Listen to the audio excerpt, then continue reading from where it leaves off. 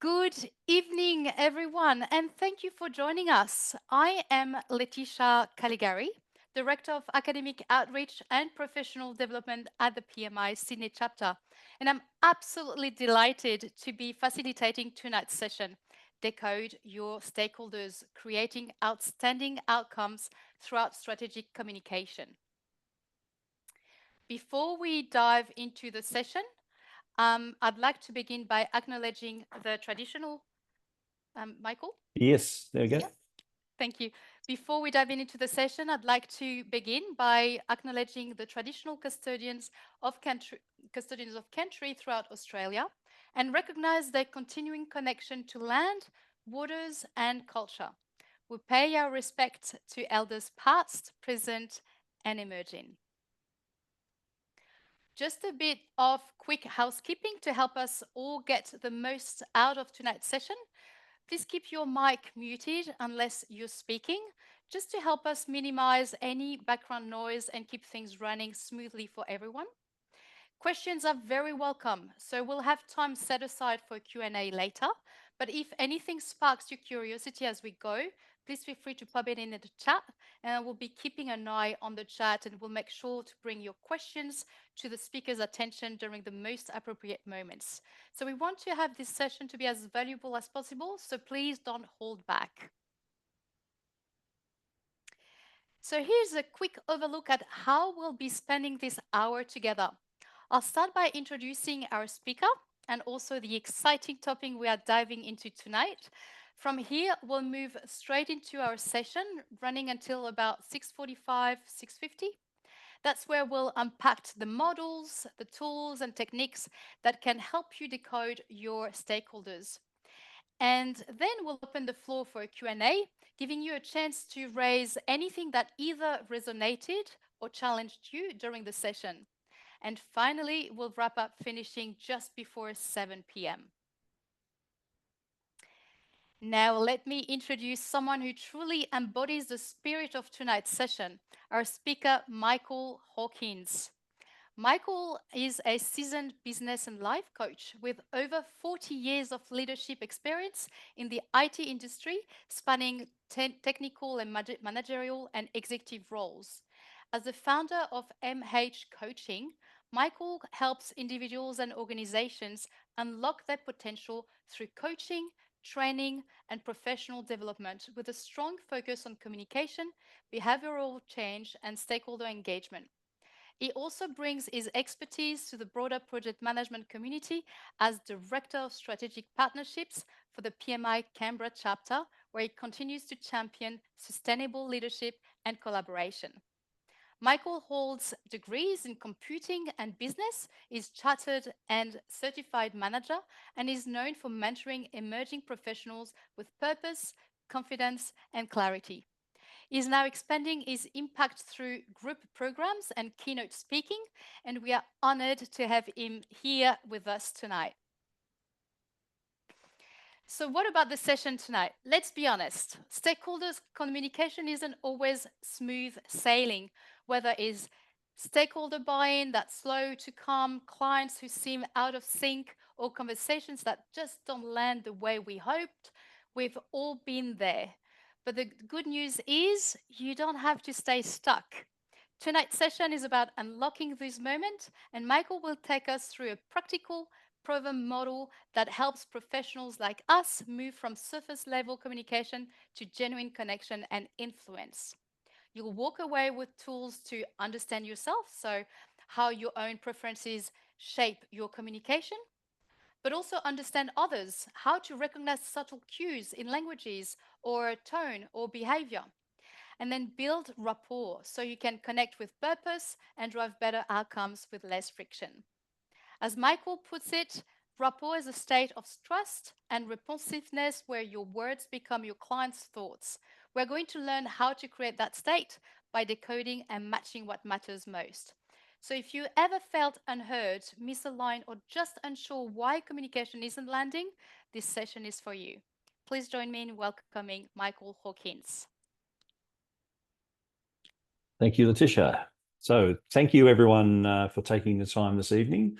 Understand, obviously, that you've probably had a hard day at work and now you're either just got home or you're about to head home after this. And I really appreciate you investing some time in yourself and coming along to obviously listen to me and go away with some nice tools that you can use moving forward. So the topic today, we're talking about decoding your stakeholders, and 3 ways or 3 keys to being able to break that down and have more success in your conversations with stakeholders, and in particular, be more confident around having those difficult conversations. So to set the scene, normally I get you to raise your hand, but obviously it's kind of hard with, can't see everyone, but have a think about this. Have you had to have a tough conversation with a stakeholder or anyone around the project and dreaded it? If you feel up to it, you can say, yep, me, and put that in the chat. Or if you do have your camera on, I'm more than happy for you to raise your hand. I can see everyone sort of over here.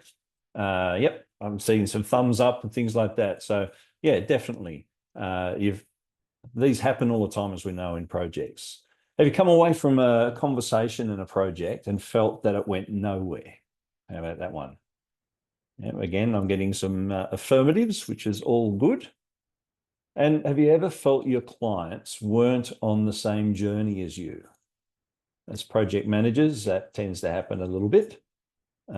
Some people would say every project, but hopefully not for you.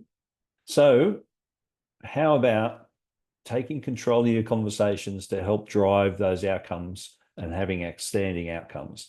And that's what I'm talking about tonight, is being able to take a step back and look at 3 components where we can spend some time, build some muscle, and be able to take control of all the conversations we're having with our stakeholders to make sure we're on the same level, that we're understanding each other and moving forward. And as Letitia said before, if you have questions anytime, just throw them in the chat. We'll pick them up as we go along, or you can keep them to the end. That's up to you. So who am I talking about when I'm talking about stakeholders? For me, it's not just the higher level, the guys that are, project strategy and project owners and so on. It's also things as the sponsors, it's executives, but it's the project team themselves. They're stakeholders for you as a project manager. You're needing to get them to do their work. You've got to manage them, communicate with them, and ensure that they're communicating with you.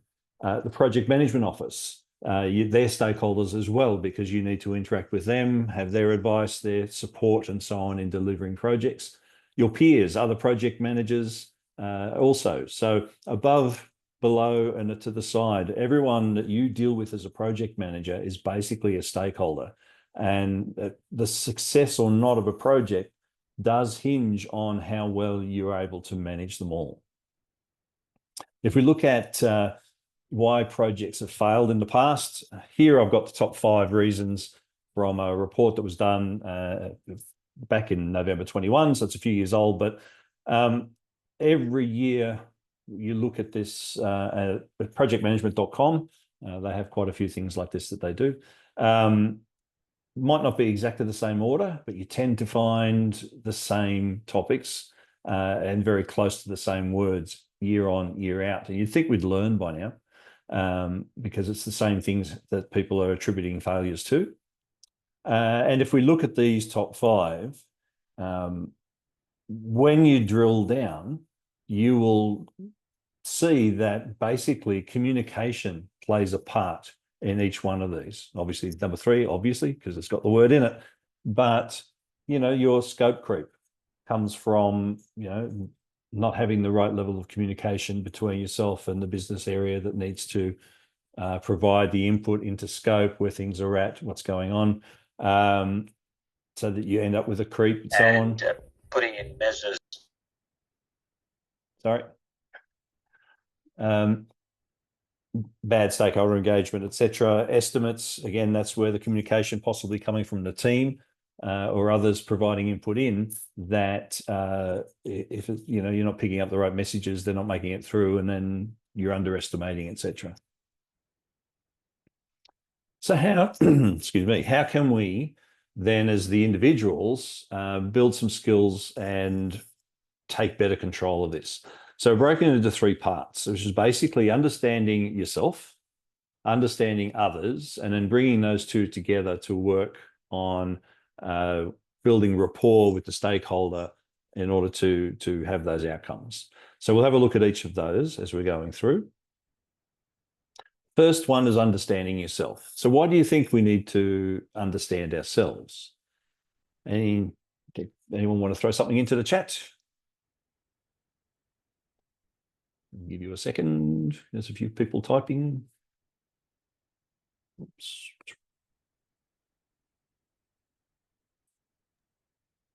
Yeah, poor planning and documentation.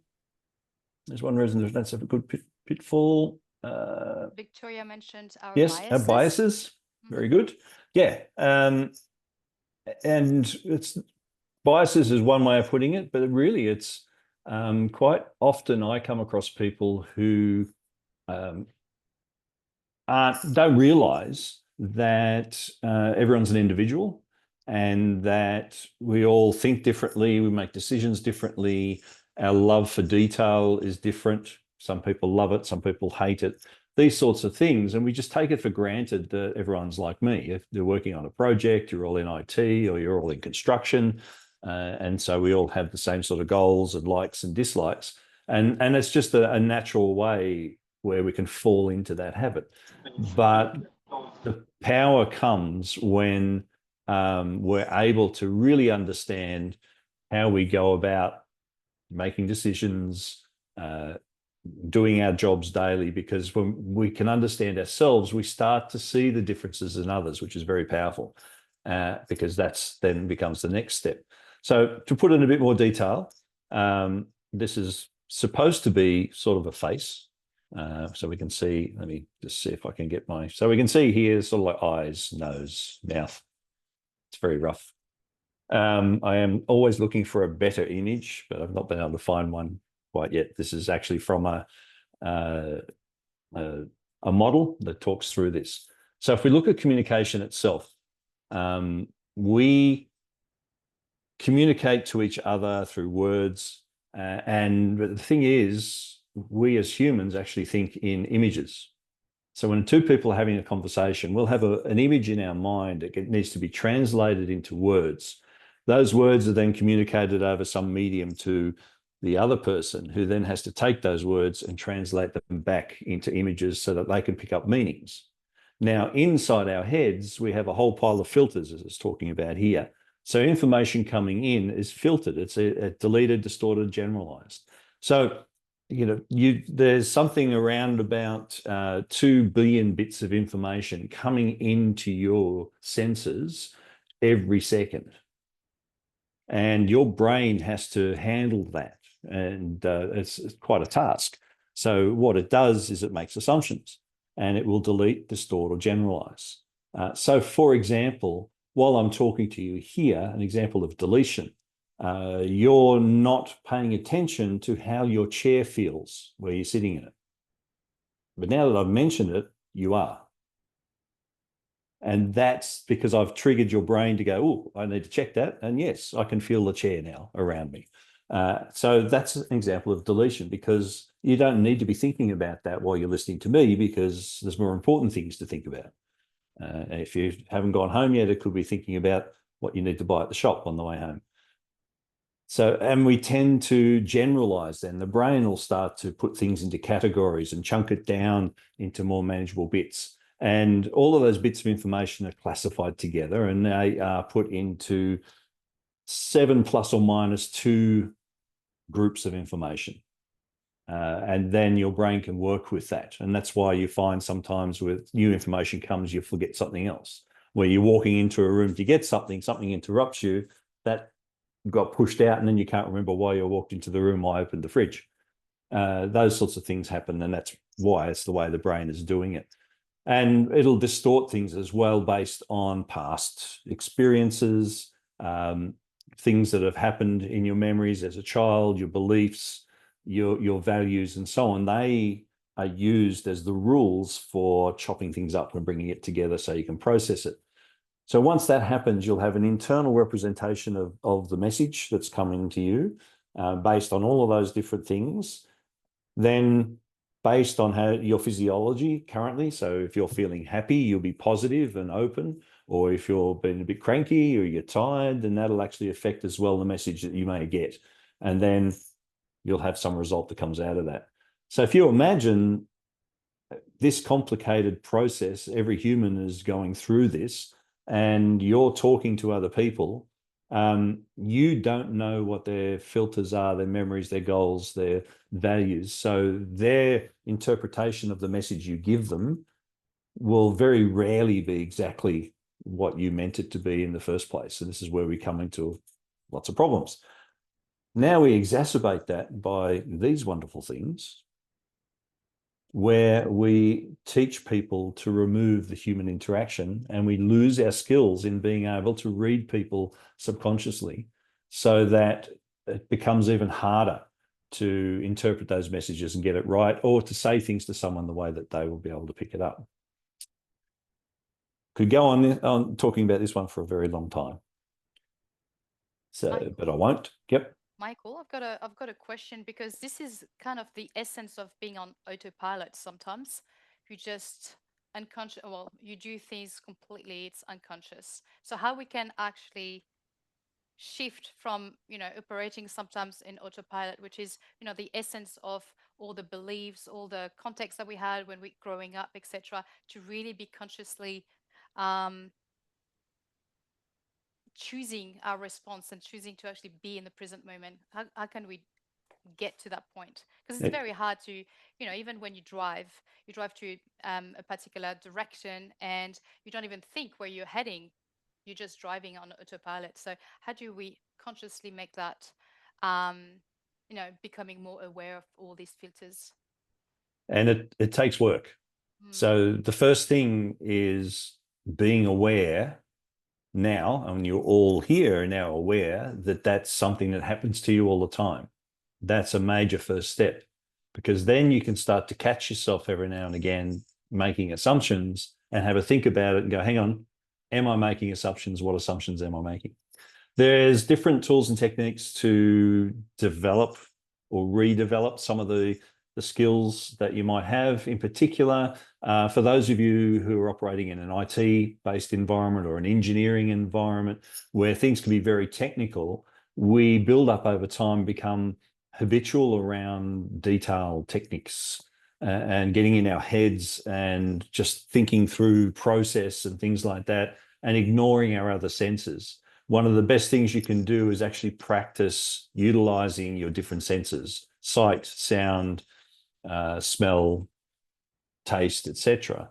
And there's a great exercise that you can do, which is one where you're taking a break and you go somewhere, if you're stressed out in the job and you just go outside for some fresh air, take a seat somewhere under a tree, and then just think about, if nothing else, 3 things you can see, 2 things that you can hear, 1 thing that you can smell.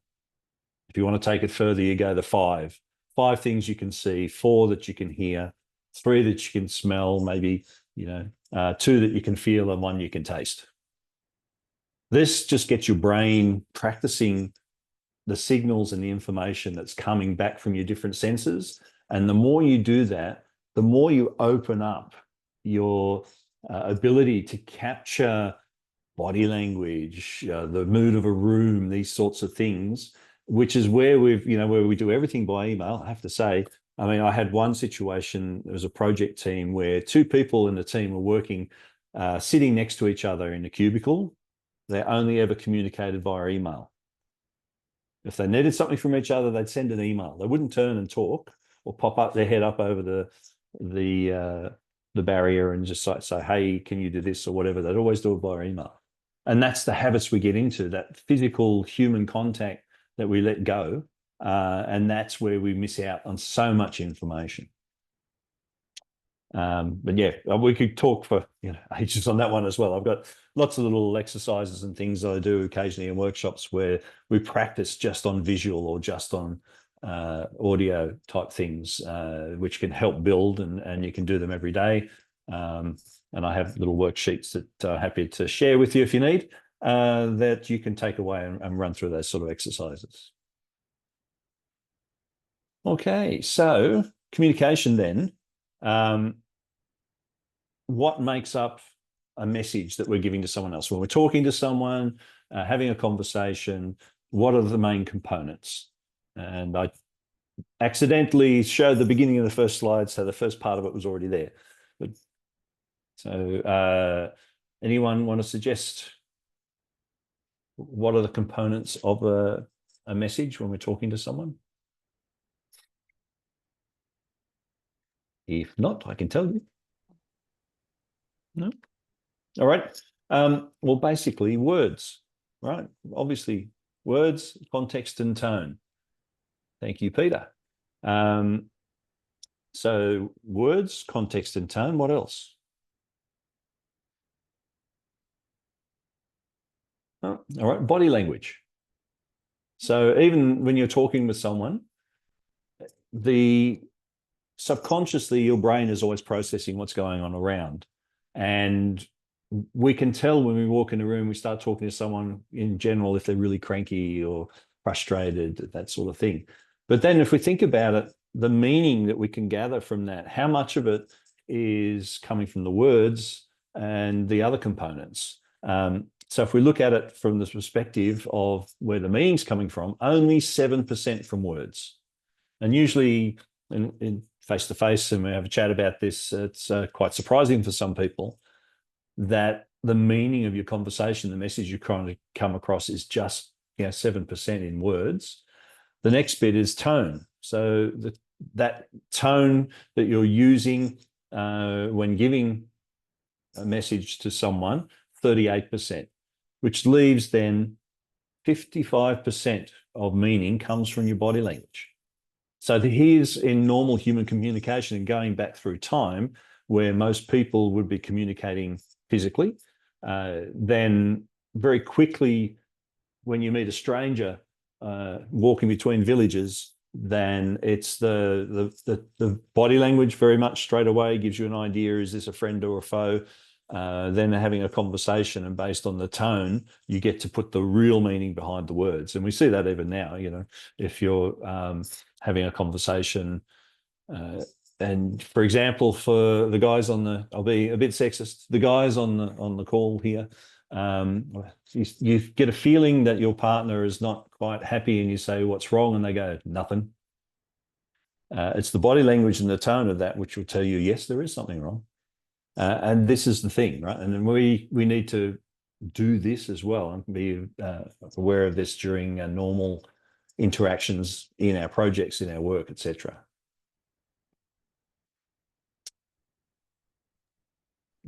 That's not going ahead. There we go. Cool. Yep. But it's also, when you look at body language and yes, the words and the verbal cues, sometimes it's all different depending on the culture you're in. And it can be totally different if you're from Australia, if you're from someone in Asia or in the States or in Europe, because it means something different. And sometimes your understanding might imply that there is something wrong, but it's actually just the way people are or communicate in their own Yep. culture. So Yeah, having that definitely. yeah. And again, this is where being aware of your own self and your own mannerisms and the sort of things that you understand when you see someone else. And the perfect example is sort of hand gestures, which for us in Australia, a certain gesture is actually very insulting for someone in Asia and vice versa. And you can do it quite accidentally or whatever, but being aware of some of these things is very important, particularly if you're having to travel and deal with someone in another country. It's always good to sort of brief yourself beforehand around the sorts of cultural items that you should be aware of with regards to body language, with regards to words that you can and can't use, the way of approaching. It's in Australia, for example, we're very open as Australians and we always want to shake your hand. But from a religious perspective, in particular, say for Muslims, and if it's a female, they can't shake your hand. As me as a male would be, the wrong thing to actually reach out and shake hands. So these sorts of things they come, obviously you make mistakes and you learn, but it's important to have that sort of understanding as well, and particularly then with a project team and so on, that if you are dealing with someone with a different culture, different religion, that it's probably worthwhile at the beginning of a project when you're putting the team together or understanding some of these things, maybe doing a bit of research, just to try and cover. But it's okay if you make a mistake, and it's okay to say, look, sorry, didn't realize, or, I'll take that on board. There's nothing wrong with that. That's the other thing, particularly Australians will want to, a lot of the time, hide from accepting that you've made a mistake and find it too embarrassing. That's how we learn, that's how we make mistakes. So it's important to get beyond that. So the next part then is understanding others. So if we understand ourselves, and we understand how humans work and communicate, and how we as individuals on this call today think about our interpretation of things, how we like to talk, how we like to describe things. I forgot, I was going to say also, another great way of understanding yourself better is a lot of these psychometric tests that are out there. The one I use mostly is a thing called extended DISC. Some of you may have used DISC before, DISC. I use extended DISC, which was taken from DISC back in the 90s and enhanced to be a lot more deeper and go down and look at behavioral sides of things. It's not a personality test, it's actually behavioral. It tells you your behaviors, your default behaviors when you're stressed, where you feel you're needing to operate currently, all of these sorts of, there's a lot of very good insight in there. And that type of tool can give you a lot of meaning to, why do I always do it this way? And why do I prefer this over that? Why am I making my decisions and like to do it a certain way, but the other people I'm with don't? These sorts of things come out of it and gives you a good understanding. So it's worthwhile looking at. There are free ones online that you can go and do. I do warn you that I've had clients who have done those and been very upset with the results, but when they do a proper one, find that it's actually, it's true, more realistic, more matching what they believe deep down is them, as opposed to the ones. So just be careful with the free stuff. But if you're very serious about it, it's worthwhile, organizing it through your employer if they're willing to do it. But those sort of tests will help you get that insight. And also then helps you very much to understand other people. So one of the things I find quite often when I do extended DISC for a team is that you then do a group unpack back to the team and show a chart where everyone sits on the DISC quadrant, and we talk through the characteristics and behaviors and things, and you get people going, now I know why I can never get an answer out of you straight away. It takes half an hour. And it becomes fun and jokey or whatever, but what they don't realize is they now understand each other and realize and start to provide information or questions to the other team members in a way that they know suits them better, and they'll be able to give an answer back quicker, type of thing. So you start to have that management, which is really good. So going into understanding others. So why do we want to do this? Well, who's heard of the golden rule? Any thumbs up? Nothing? It's in just about all religions. So the golden rule says, do unto others as you would have them do unto you. Is that familiar now? So we're taught for centuries, thousands of years, that we should always be treating other people the way we want to be treated. The fact of the matter is that assumes that everyone's just like me. And what have we found so far in the talk tonight? Everyone is not like me. There are people that are somewhat like me, but I'm an individual and that's different. So I'd like to introduce you to the platinum rule, which is taking it a step beyond, and it's actually to treat others the way that they want to be treated. So when we're talking to our stakeholders, members of the teams and so on, this is the important thing. Don't treat them the way you want to be treated. We need to understand what they're about and actually talk to them the way that they would like to be treated. So for example, if someone is a stakeholder, sponsor, and they're asking you, you run into them in the corridor or in the lift and they say, how's the project going? And there's someone who is big picture focused, So if you look at the chat, the diagram there, maybe in the dominance or the influence squares, they're big picture focused, hate detail. The last thing they want to hear is you to go, oh, well, is this happening and that happening? And if we're looking at this, we're slightly off here and we need some more resources there and da. All they were after was the big KPIs on the project. We're on track. We've got an issue that we're dealing with currently, but it'll be fine. We'll still be delivering. And that's it.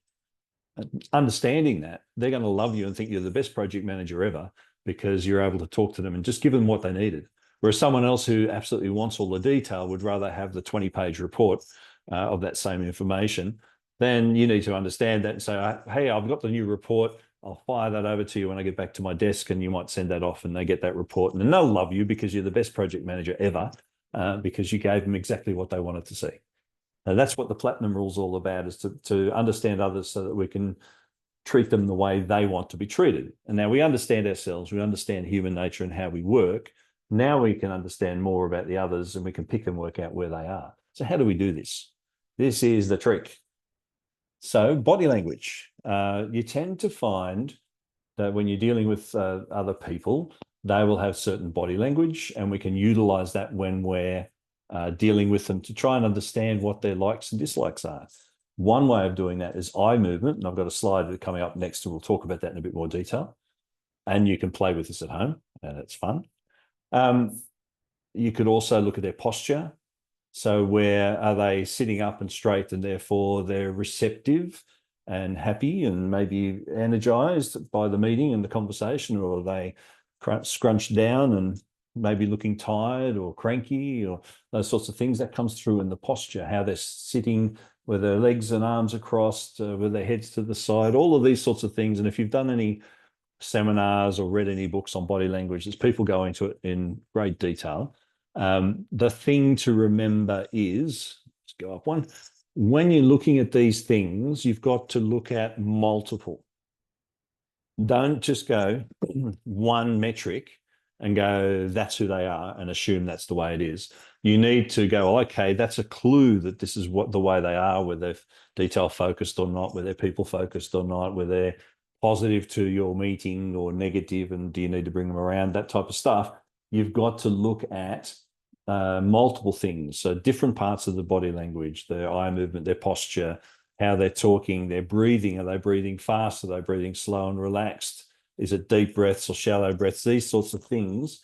You need to bring it all together and build a picture.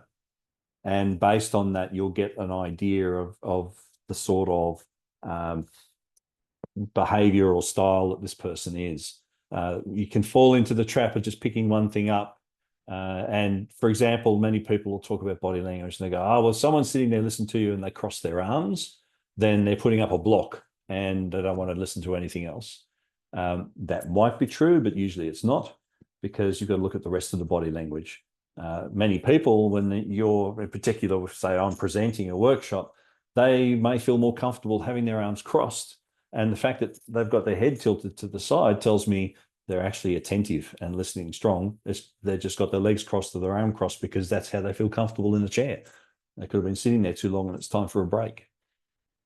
Vocabulary. What words do they use and how do they use them? You can pick up those as well. So that you may have heard of a study around how we learn, and people talk, some people are visual, some are auditory, some are kinesthetic. Similarly,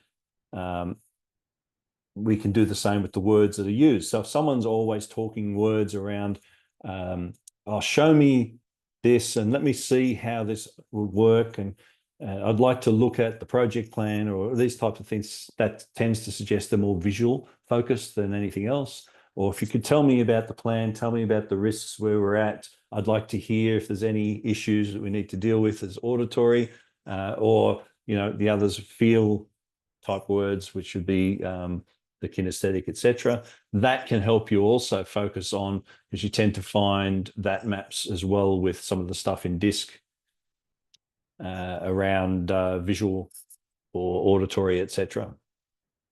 Their environment they live in is another way. So the office, the desk, etc., will tell you a lot about the person, whether they're detail focused or more big picture focused, whether They're interested in a lot of detail from you, or they're more interested in just give me the basics and get on with the job type things. And eye movement. So I just wanted to pop this one up. So when you're talking to someone face on or very close to face on, you can tell how they're creating the message to give to you. And from this over time can see and start to pick up whether they are more visual, auditory, kinesthetic, etc. And you can change. And the reason why I'm talking about this is if you're trying to build rapport, and we'll talk about this in the next slide, with a stakeholder, the best thing you can do is to match and mirror them. So if they start using lots of visual words, then you should try and use visual words inside your responses when you're talking to them. Or if they're more auditory, you might do the same thing. And all of a sudden, all the time, it's about in their head, they're thinking, it's, oh my God, this person is just like me. They really get me. And that's important. So I just got a question. Yes, Okay, so Michael. from Rodrigo. Yes. So the question is, what are some practical ways to quickly identify a stakeholder's preferred communication style, especially when you're working in a virtual or cross-cultural environment? Yeah, and again, well, in this case, it would be listening. If it's virtual and you're on a Zoom call, and like today, most people have their cameras off, you can't see them. But when you're talking in these meetings, you can hear what they're saying, and it's been proven as well as sort of things like you can learn to tell if you're talking to someone even on the phone how they're sitting just by talking to them on the phone. You can tell whether they're sitting upright and alert or whether they're slouched back or they've got their feet on the desk. It comes through in the voice because they're changing the physics of their body, which restricts airflow and adjusts how they come across, and you can hear it. So you learn to pick these things up. You can pick up whether someone's happy, sad, etc. And you don't necessarily have to have that. You can hear the words that they're saying. Then that will also help with some of these things. So there's lots of cues that we can learn to pick up from the eye movement. So if the cameras are on or you're in person. So if we look here, the V is visual, the A is auditory, the K is kinesthetic. The R is retrieve, the C is construct. So if you're looking to someone and they look up and to the side, as if you were looking at this picture that's on the slide, that is that they're constructing an answer. It doesn't mean they're lying. It just means they're constructing an answer visually. If it's straight out to the side, auditory. So they're thinking auditorily if their eyes are horizontal. If their eyes are going up and to the other side, then they are retrieving something from their memory. And so you may see sometimes you ask a question of someone and their eyes might go both sides. So they're retrieving some information and then making up the rest to bring it together to answer your question. Again, doesn't mean they're lying, but it does mean that they are constructing, which is very important. But the side of it here as well is if they tend to look up all the time before answering the question, tends to suggest that they're visual. If it's horizontal, it's auditory. If it's down and to the side, it's kinesthetic, which is feely, touchy-feely stuff. And so, yeah, they need to, for example, someone who's very kinesthetic learns by doing it, doing the job, and then they'll learn how to do it. They can't just picture it and jump straight in.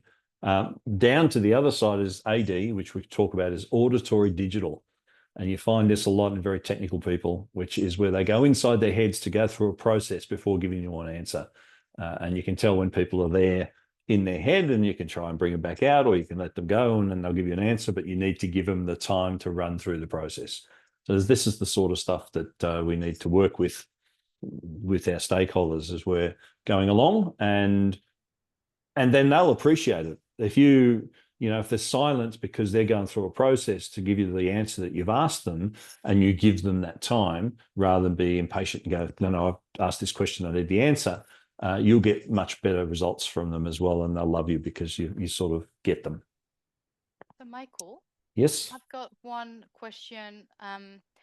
So when we say, oh, that sounds about right, or oh, I see what you mean, that means if I say I see what you mean, that means I'm a visual. And so therefore If you know about that cue that I've just given you, that means the way you interact with me will be more from a diagram or a visual perspective. I would want to see a picture instead of a long text, for example. So when you have a meeting with me, I would be very grateful if you had like a PowerPoint with a good visual in there, so then I can get to see where, you're actually adapting to my language. Is that how this is going to be used? Definitely, yes. So using those words that you've been using and providing you with information in that way that matches can be very handy. Mm. Now, again, as I said before, um, you've got to don't just jump on the first thing and because they say, I like what I see or, something like that, assume that they're immediately uh, visual and everything will be visual because sometimes they could swap between different ones. It's just the way we are as humans. But at that time, you would use the words to match them. And if they changed, so for example, if you were delivering bad news, and this can happen quite a lot, where you start off the conversation, everything's wonderful and everyone's happy and relaxed, but then you deliver the bad news about resources or timelines, and the stakeholder doesn't handle it too well and gets stressed, etc. They can then change because in their default stress state, their brain will change and be slightly different. So you've got to be aware of that. And if you're going to be matching them to try and then calm them and bring them back to the conversation, you need to follow them. And so all of a sudden they might go auditory or something like that. Then don't keep talking visual because now it's a mismatch and you'll just make them crankier.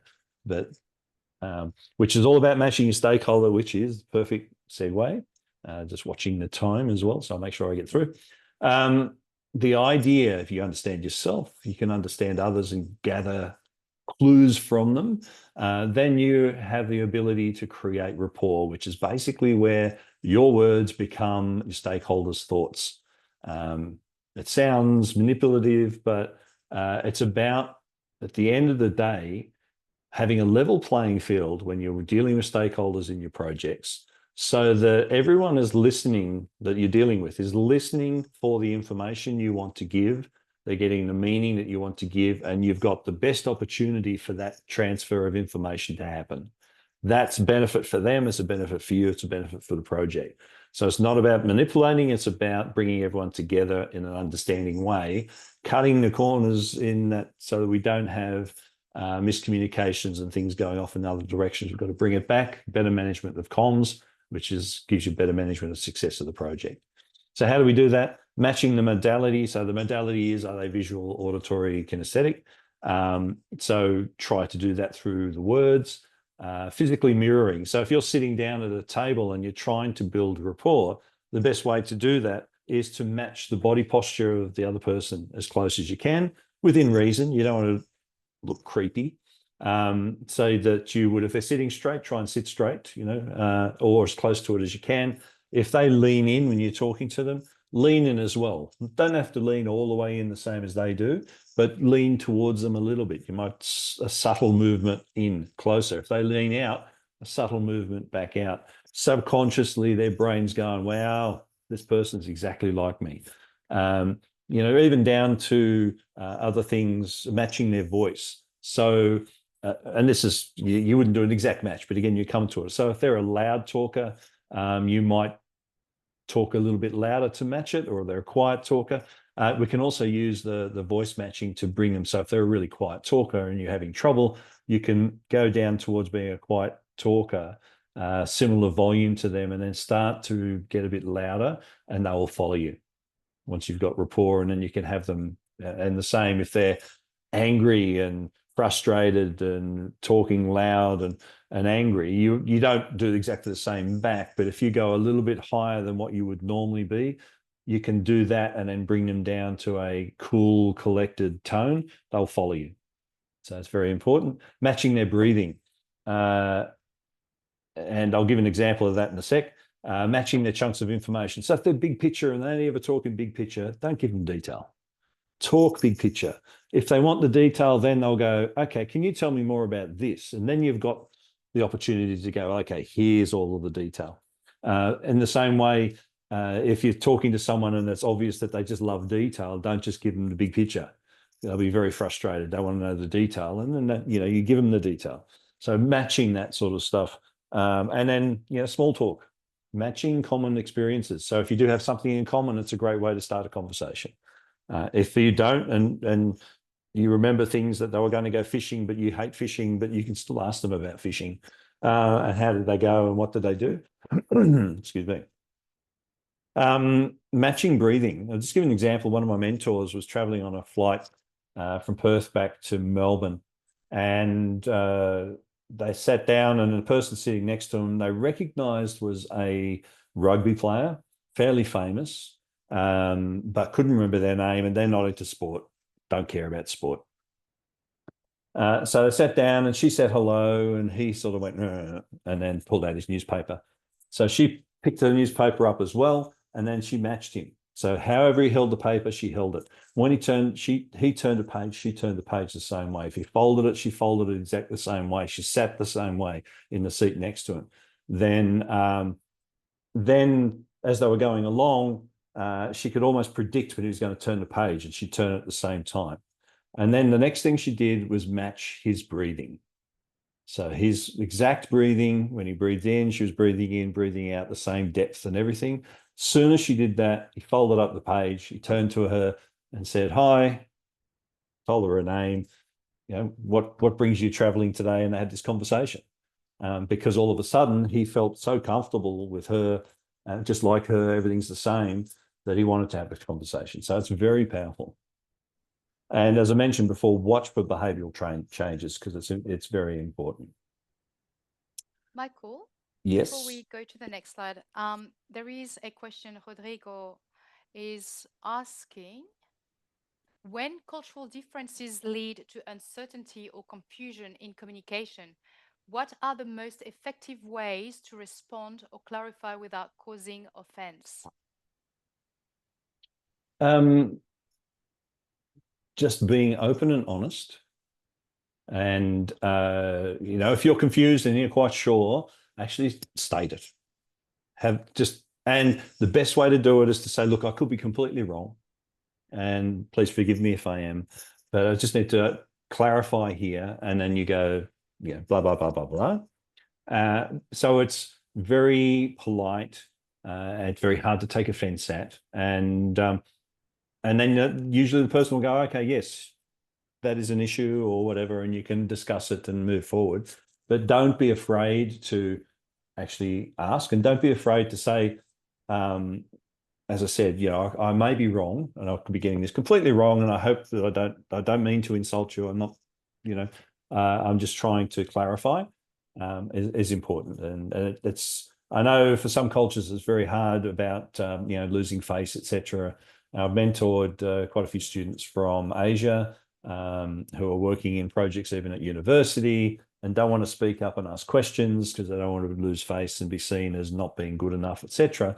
And work with them to be able to get them more open and jumping in and happy to make mistakes. And of course, they just take off. So it's just about getting through those behavioral barriers that we can have in culture. It's very, and Michael, one other thing for Rodrigo, to have that safety, kind of a safe environment for everyone to actually talk through. It's very important. The same way, Michael, teaching at the university, you've got a lot of students that coming from overseas, all different cultures, and the key is really encouraging, people talking and encouraging that, because there is no wrong answer. And the point is actually, participation and trying to understand. And by asking questions is actually the fundamental of active listening, is asking to understand and not asking to respond, or listen to understand and not listening to respond. Correct. Yeah. And it's the old saying that we've got two ears, one mouth. So it's, use them in the same ratio. Yeah. Yeah. It's active listening, which is about not thinking about my next question while you're answering my first question. Those sorts of things, or already working out what I want to say next, but I haven't heard you say what you say. Again, that's good habits to build, particularly in project management, where we need to deal with these people is being able to sit there, and silence is fine. So if someone asks a question or gives you an answer, it's okay to have silence and actually think through the answer before making your next question or your next response. And you will build respect from the other person, because it shows to them, even subconsciously, that you respect them and you are processing and thinking about what I've just said, which is fantastic, because I know then what you say next is going to be valuable. So this is the thing. It's where we can get a bit nervous and panicked and jump in too quickly and cut people off, or start talking about something else after they've just given you an answer, that type of thing. Just having a look at the other question. 7 minutes remaining. Yep. Michael. Yep. I'm about to go to the last slide, which is the summary slide. There's a great question from Niroshini Fernando. Yep. How does this work when there is a power imbalance, for example, in some cultures or contexts? Yes. Yeah. How do we navigate in order to build rapport? Again, learn that other person. So, they'll have a reason why they're power hungry, or have this, they act like gods, because other people don't get to know them and just assume that, yes, they're a god, and treat them as such. And the people who can, as an advisor or a project manager, and if this is a stakeholder, for example, those that can build rapport by, again, the same things we talked about with the language and so on, and matching them.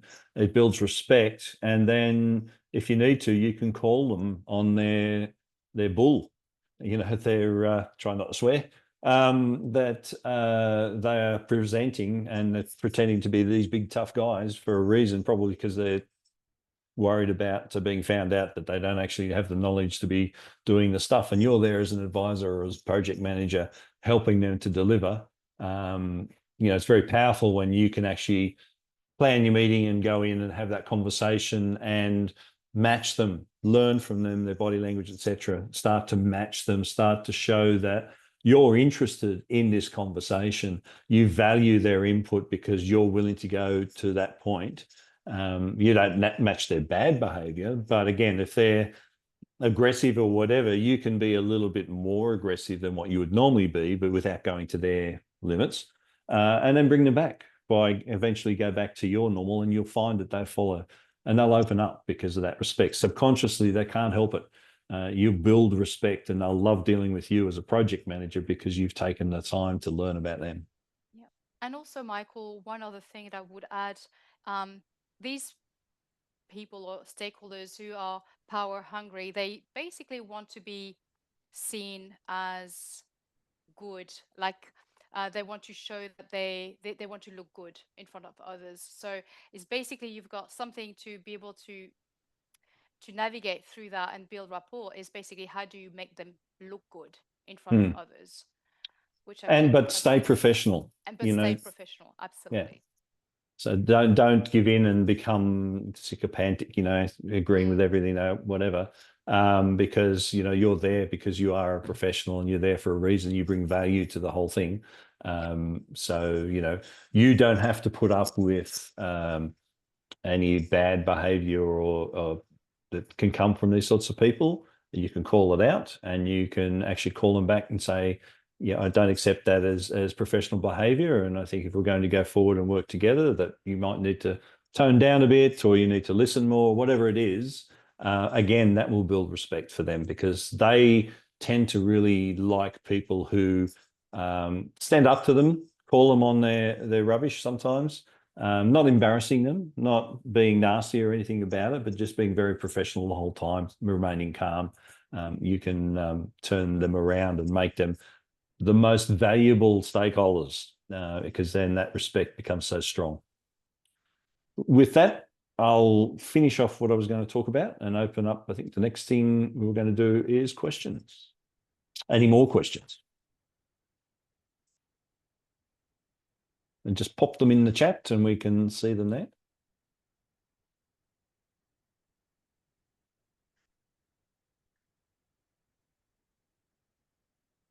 I can see people typing. Maybe they're typing something else.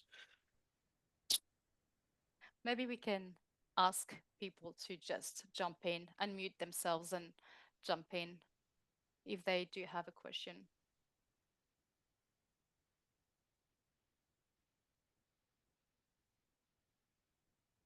If not, you're welcome to send me questions on email. That's there on the screen.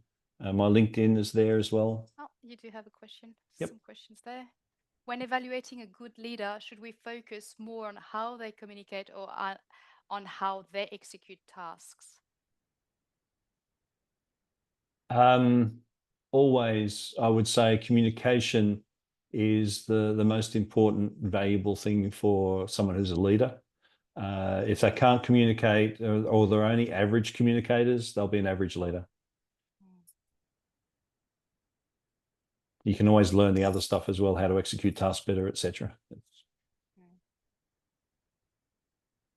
Michael, I've got one thing is, with the emergence of AI, how this, the AI sentiment tool is going to actually impact decoding stakeholders.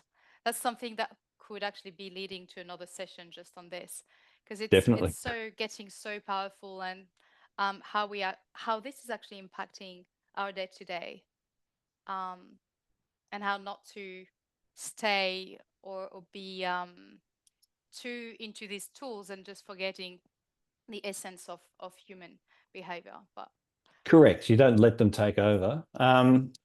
A good test for your skill around watching eyes. You've seen a lot of AI generated videos of people. Quite easy to tell that they're fake because the eye movements don't match what they're saying. If you look at it, you'll see the eyes going different places. You think, hang on, that doesn't work. And of course, the lips don't always sync, but even the really good ones, you look at it. And the other way, if go home and have a, look at the kids or look at the partner and ask them a question and see if their eyes move and see whether or not you can tell that one. Or politicians when they're being interviewed on the news and watch their eyes. And if they're always darting up that way, they're constructing answers. All right, I'll get to next slide. Next slides. And just for the closing comment, thank you, everyone. Very appreciated all your questions. Absolutely fantastic to have this type of engagement. If this session was a free online, that you didn't need to be a PMI member. If you're not a PMI member, you can have a look, pmi.org, or look at your chapter. We've got a whole lot of events from a PMI Sydney perspective. You can have a look at pmisydney.org /calendar. You will see what is free, what is paid if you're not a member.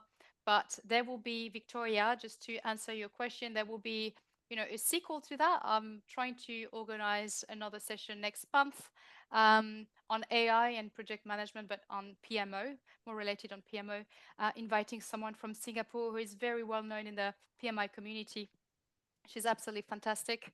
And another one potentially in October, so 3 this year. If you want to connect with me, please do send me an email. I would be happy to answer any questions.